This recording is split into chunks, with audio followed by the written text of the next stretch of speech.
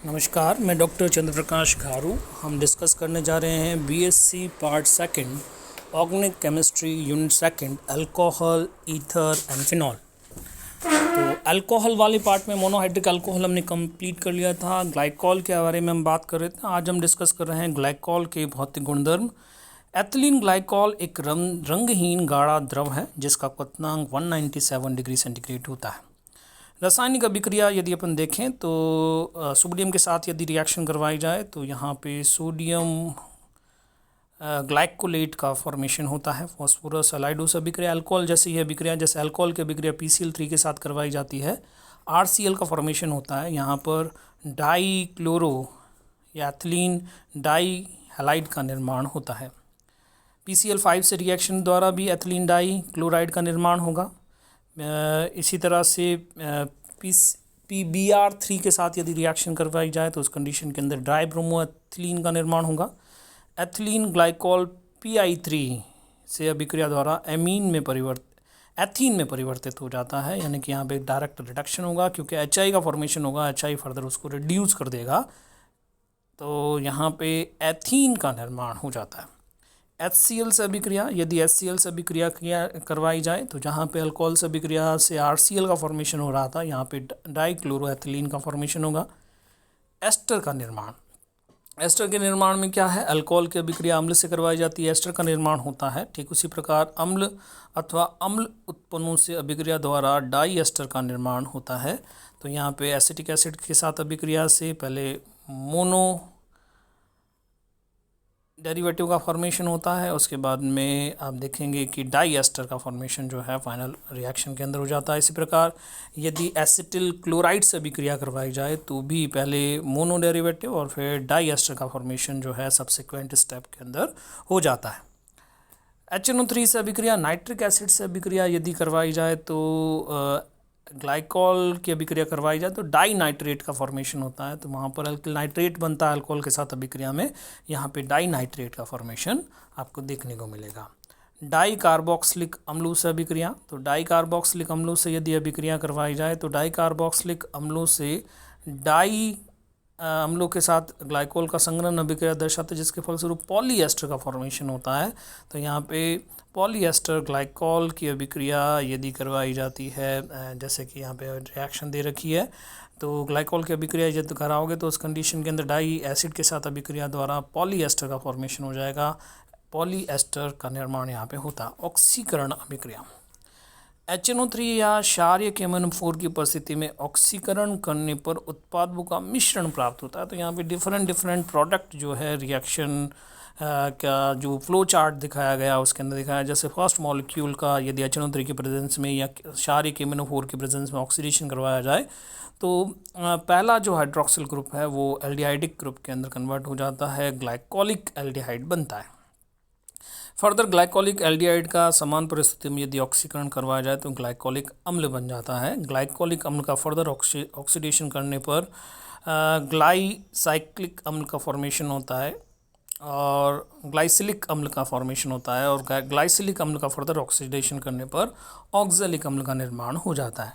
Reaction यदि दूसरे flow chart में यदि हम देखें तो उस कंडीशन के अंदर यदि ऑक्सीडेशन करवाया जाए तो फर्स्ट वही ग्लाइकोलिक एल्डिहाइड का फॉर्मेशन होगा, देन ऑक्सीडेशन फर्दर किया जाए ग्लाइऑक्सल का फॉर्मेशन होगा, फिर ग्लाइऑक्सल का ऑक्सीडेशन करने पर ऑक्जेलिक एसिड का फॉर्मेशन हो जाएगा। तो इस तरह से हम देखते हैं कि रिएक्शन जो है वो उसमें फर्दर ऑक्सीडेशन जब करते हैं तो ऑक्सीडेशन से मिक्सचर ऑफ प्रोडक्ट का फॉर्मेशन हो जाएगा, जिसमें ग्लाइकोलिक एल्डिहाइड भी होगा, ग्लाइकोलिक अम्ल भी होगा, ग्लाइसिलिक अम्ल भी होगा, ग्लाइऑक्सल भी होगा और ऑक्जेलिक एसिड भी यहाँ पे प्रेजेंट होगा रिएक्शन प्रोडक्ट या मिक्सचर के अंदर। ऑक्सीकरण, ऑक्सीकारक विदलन, very important reaction it is. Lead tetraacetate अथवा आयोडिक अम्ल की उपस्थिति में ऑक्सीकरण द्वारा फॉर्मेल्डिहाइड प्राप्त होता है। इस अभिक्रिया के दौरान कार्बन कार्बन बंध का विदलन होता है। तो ये रिएक्शन बहुत इंपॉर्टेंट रिएक्शन है। जब हम ग्लूकोज के अंदर या कार्बोहाइड्रेट के अंदर जब हम ऑक्सीडेशन करवाते हैं तो वहाँ पे हमें पता चल जाता है फाइनल प्रोडक्ट के आधार पर विच कार्बोहाइड्रेट इट इज़। तो ये बहुत ही इंपॉर्टेंट रिएक्शन है यहाँ पे। जैसे कि आप जानते हैं कि जो कार्बोहाइड्रेट होते हैं वो पॉलीहाइड्रोक्सी कार्बोनाइल कंपाउंड ही होते हैं। तो क्योंकि यहाँ पे एडजेसेंट कार्बन के ऊपर हाइड्रोक्सिल ग्रुप प्रेजेंट होता है, तो जिस तरह से ग्लाइकॉल का ऑक्सीकारिक विदलन होता है उसी तरह से आप देखेंगे कि कार्बोहाइड्रेट में भी ऑक्सीकारिक विदलन होता है लेड एसीटेट या आयोडिक अम्ल की उपस्थिति में। तो यहाँ पे आप रिएक्शन में देखते हैं ग्लाइकोल का यदि लेड एसीटेट या ग्लाइकोलिक आयोडिक अम्ल की उपस्थिति में यदि ऑक्सीडेशन करवाते हैं तो फॉर्मेल्डिहाइड का फॉर्मेशन होता है। जैसे लेड एसीटेट के साथ रिएक्शन को यहाँ पे शो किया है। इस अभिक्रिया के दौरान चक्रीय एस्टर बनता है जिसमें कार्बन कार्बन बंध विदलन द्वारा फॉर्मेल्डिहाइड प्राप्त होता है। तो यहाँ पे देखिए सबसे पहले जो है साइक्लिक लेड एस्टर का फॉर्मेशन होगा। सबसे पहले लेड एसीटेट की रिएक्शन जब होगी, दो एसिटिक एसिड के मॉलिक्यूल एलिमिनेट होंगे और आपको साइक्लिक लेड एसिड एस्टर जो है वो आपको दिखाई देगा प्रोडक्ट के रूप में।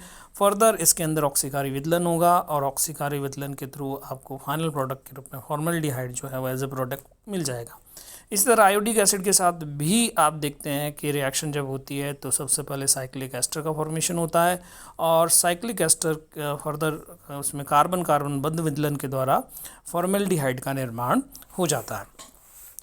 Next reaction that is very important reaction, pinacol pinacolone rearrangement या पिनेकॉल पिनेकोलॉन पुनर्विन्यास अभिक्रिया। इस अभिक्रिया में आप देखेंगे कि अम्ल उत्प्रेरित पुनर्विन्यास जिसके दौरान डाइऑल कीटोन में परिवर्तित हो जाता है और पिनेकॉल पिनेकोलॉन पुनर्विन्यास अभिक्रिया ये कहलाती है। तो यहाँ पे पिनेकॉल का कंपाउंड दिखाया गया है। पिनेकॉल का एसिडिक मीडियम के अंदर हम अम्ल उत्प्रेरित रिएक्शन जो है वो इनिशिएट कर रहे हैं और इस रिएक्शन के अंदर रीअरेंजमेंट रिएक्शन होती है। तो रीअरेंजमेंट रिएक्शन किस तरह से होगी उसको हम मैकेनिज्म के अंदर देखेंगे। पिनेकोलॉन यहाँ पे जो है वो प्रोडक्ट के रूप में आपको दिखाई दे रहा है, पिनेकोलॉन यहाँ पे बन जाता है। ये कंपाउंड जो है जो कि हम देख सकते हैं 3,3 डाइमिथाइल 2-ब्यूटेनॉन, इसको हम पिनेकोलॉन कह रहे हैं। इस अभिक्रिया के दौरान अम्ल की उपस्थिति में हाइड्रोक्सिल समूह का प्रोटोनीकरण होता है और जिसमें निर्जलीकरण के कारण कार्बोकैटायन का निर्माण होता है। प्राप्त कार्बोकैटायन में 1,2 शिफ्ट होती है, 1,2 मिथाइल शिफ्ट होगी और प्रतिस्थापन होगा और इसके फलस्वरूप नया कार्बोकैटायन प्राप्त होता है जिसमें डी प्रोटोनीकरण द्वारा पिनेकोलॉन का निर्माण होता है। तो यहाँ पे देखिए सबसे पहले हाइड्रोक्सिल समूह जो है उसका प्रोटोनीकरण होगा जिससे प्रोटोनीकृत डायॉल प्राप्त होगा या प्रोटोनीकृत पिनेकोलॉन प्राप्त होगा। इसमें डिहाइड्रेशन होगा, वाटर का एक मॉलिक्यूल एलिमिनेट होगा जिससे कार्बोकैटायन बनता है। इस कार्बोकैटायन में मिथाइल जो है उसका 1,2 शिफ्टिंग होती है और मिथाइल जो है वो पॉजिटिवली चार्ज कार्बन के ऊपर शिफ्ट हो जाता है और इस शिफ्टिंग से एक नया कार्बोकैटायन बनता है। इस नए कार्बोकैटायन में वी प्रोटोनीकरण द्वारा पिनेकोलॉन का निर्माण हो सकता है। तो इस तरह से आप देखते हैं पिनेकोलॉन रीअरेंजमेंट रिएक्शन जो है वो एसिडिक मीडियम के अंदर कैटलाइज रिएक्शन है, उत्प्रेरित अभिक्रिया ये होती है। असममित डायॉल यदि है तो उसमें हाइड्रोक्सिल समूह का प्रोटोनीकरण कार्बोकैटायन के स्थायित्व द्वारा निर्धारित किया जाता है। विच कार्बोकैटायन इज मोर स्टेबल। तो जैसे नीचे दर्शाया गया जो है उसमें आप देखते हैं कि एक कार्बन के साथ में 2 फिनाइल रिंग अटैच है और दूसरा जो हाइड्रोक्सिल कार्बन है उसके साथ में 2 मिथाइल ग्रुप जो है वो अटैच्ड है। तो अब प्रोटोनीकरण किसका होगा? उसका होगा जिसके द्वारा मोर स्टेबल कार्बोकैटायन बनता है। और आप जानते हैं कि कार्बोकैटायन एरोमेटिक कार्बोकैटायन जो होते हैं that are more stable as compare to tertiary butyl carbocation और 3 डिग्री कार्बोकैटायन। तो यहाँ पे आप देखेंगे कि सबसे पहला जो प्रोटोनीकरण होगा वो जो 2 फिनाइल रिंग अटैच्ड कार्बन है उस हाइड्रोक्सिल समूह का सबसे पहले प्रोटोनीकरण होगा। फिर वही हाइड्रोक्सिल समूह जो प्रोटोनीकृत हाइड्रोक्सिल समूह है जो उसको वाटर के फॉर्म में एलिमिनेट हो जाएगा, निर्जलीकरण होगा। फिर उसमें 1,2 मिथाइल शिफ्ट होगी जिससे नया कार्बोकैटायन बनाएगा और नए कार्बोकैटायन में आप फाइनली देखेंगे कि डी प्रोटोनेशन रिएक्शन के थ्रू आपको पिनेकोलॉन जो है वो एज ए प्रोडक्ट के रूप में आपको प्राप्त हो जाएगा। तो इस तरह से आप रिएक्शन देखते हैं कि अगर आपका एसिमेट्रिक प्रोपिनेकॉल है, तो उस कंडीशन के अंदर आप देखते हैं कि उस आपका जो डायोल है उसमें हाइड्रोक्सिल समूह, उस हाइड्रोक्सिल समूह का प्रोटोनीकरण होगा, जिससे कि ज़्यादा स्टेबल कार्बोकेटायन का निर्माण होता है। अब नेक्स्ट आपका टॉपिक है ट्रायोल। ट्रायोल के अंदर ग्लिसरॉल हमारे सिलेबस के अंदर है, जिसे ग्लिसरीन के नाम से भी जाना जाता है, और इसे प्रोपेन 1,2,3 ट्रायोल के नाम से भी जाना जाता है। तो ग्लिसरॉल, ग्लिसरीन या प्रोपेन 1,2,3 ट्रायोल जो है वो ग्लिसरॉल जो है उसको हमारे सिलेबस में है। ग्लिसरॉल जैसा कि आपको 3 हाइड्रोक्सिल समूह प्रेजेंट है, इसका आंसर ये एक ट्राईहाइड्रिक अल्कोहल है। इसका व्यापारिक नाम ग्लिसरीन है। ग्लिसरॉल में 3 हाइड्रोक्सिल समूह उपस्थित होने के कारण प्रबल हाइड्रोजन बंधों का निर्माण होता है, अतः यह अत्यधिक गाढ़ा होता है, बहुत ज़्यादा विस्कोसिटी वाला ये कंपाउंड है। प्रकृति में यह ट्राईग्लिसरॉल के ट्राई एस्टर के रूप में पाया जाता है, जिसे जंतु वसा या वानस्पतिक तेल कहा जाता है। तो ये तेल या वसा के अंदर प्रकृति के अंदर पाया जाता है, इसी से ये प्राप्त किया जाता है। ग्लिसरॉल लंबी श्रृंखला वाले वश्य अम्ल से क्रिया कर ट्राइएस्टर का निर्माण करते हैं, जैसे ग्लिसरॉल पॉमेटीन भी हो सकता है, ग्लिसरॉल स्टेराइन भी हो सकता है। तो इस तरह से ग्लिसरॉल जो है वो एक ट्राईहाइड्रिक अल्कोहल है, प्रकृति के अंदर वसा या वश्य वनस्पति तेल के रूप में ये प्रकृति के अंदर उपस्थित पाया जाता है।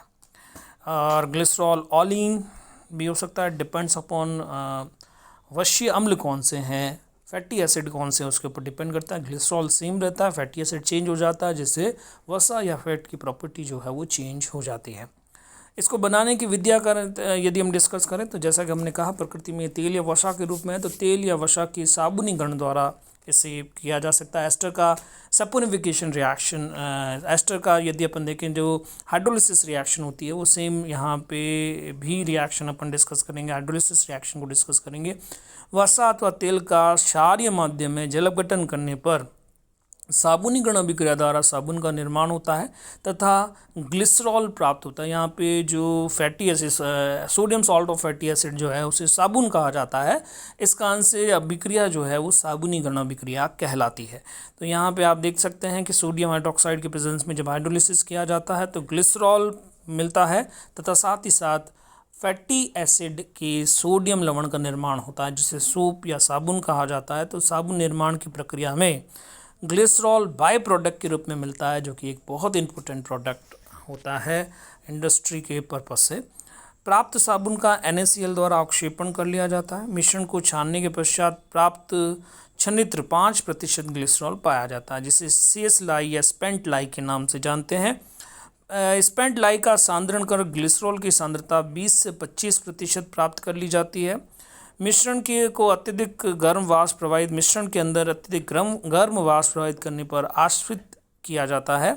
प्राप्त आसुत का प्रभाजी आसवन द्वारा शुद्धिकरण किया जाता है तथा शुद्ध ग्लिसरॉल जो है या शुद्ध ग्लिसरीन जो है वो प्राप्त कर ली जाती है।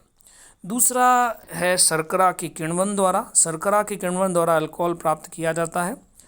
इस अभिक्रिया के दौरान शहद पाद के रूप में ग्लिसरॉल प्राप्त होता है। सोडियम सल्फाइड की उपस्थिति में किण्वन करने पर ग्लिसरॉल का प्रतिशत अधिक हो जाता है। तो यहाँ पे स्टार्च, इसमें यीस्ट मिलाया जाता है। आप जानते हैं कि यहाँ पर स्टार्च का हाइड्रोलिसिस हो रहा है और इसका जल अपघटन और करने पर ग्लूकोज और फ्रक्टोज जो है वो प्राप्त होते हैं। फर्दर ईस्ट और सोडियम सल्फाइड की प्रेजेंस में जब इसका हाइड्रोलिसिस किया जाता है तो उस कंडीशन के अंदर ग्लिसरॉल बाई प्रोडक्ट के रूप में मिलता है। मेन प्रोडक्ट यहाँ पे इथेनॉल होता है, ग्लिसरॉल बाई प्रोडक्ट के रूप में मिलता है। अब मिश्रण को प्रभाजी आसवन किया जाता है और शुद्ध अवस्था में ग्लिसरॉल को बहुत आसानी से प्राप्त कर लिया जाता है। क्यों? क्योंकि इथेनॉल जो है वो वोलेटाइल नेचर होने के कारण प्रभाजी आसवन के दौरान आसुत के रूप में पृथक हो जाएगा और आपका जो आसवन फ्लास्क है उसके अंदर आपको ग्लिसरॉल प्राप्त हो जाता है।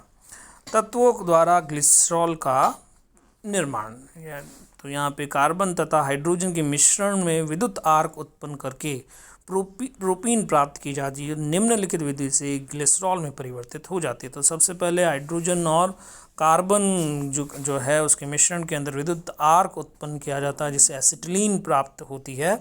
और प्राप्त एसिटिलीन का जब मर्क्यूरेशन किया जाता है, मर्क्यूरेशन और डीमर्क्यूरेशन रिएक्शन जब करवाई जाती है, उस कंडीशन के अंदर एसिटाल्डिहाइड प्राप्त होगा।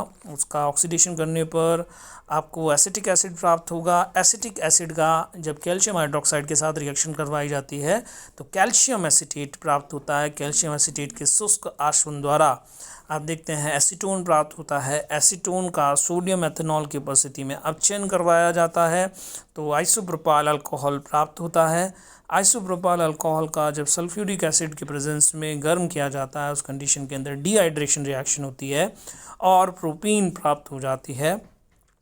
प्रोपीन को फर्दर जो है क्लोरीन की उपस्थिति में 500 डिग्री सेंटीग्रेड टेम्परेचर पे गर्म किया जाता है तो उस कंडीशन के अंदर अल्फ़ा क्लोरोप्रोपीन प्राप्त हो जाती है। फिर सोडियम कार्बोनेट की उपस्थिति में जब इसको ट्रीट किया जाता है तो आपको यहाँ पे हाइड्रोक्सिल प्रोपीन प्राप्त हो जाती है। इसका HOCl की प्रेजेंस में जब रिएक्शन यानी कि क्लोरोहाइड्रोजन की प्रेजेंस में जब रिएक्शन करवाई जाती है तो उस कंडीशन के अंदर आप देखते हैं कि डाइहाइड्रोक्सिल क्लोरो कंपाउंड या प्रोपेन प्राप्त होता है। फिर क्षारीय माध्यम में जब इसका जलगठन किया जाता है तो ग्लिसरॉल प्राप्त हो जाता है। तो इस तरह तत्वों के द्वारा भी ग्लिसरॉल को प्राप्त किया जा सकता है। नेक्स्ट रिएक्शंस भौतिक गुणधर्म जो है वो हम कल डिस्कस करेंगे। Thank you very much.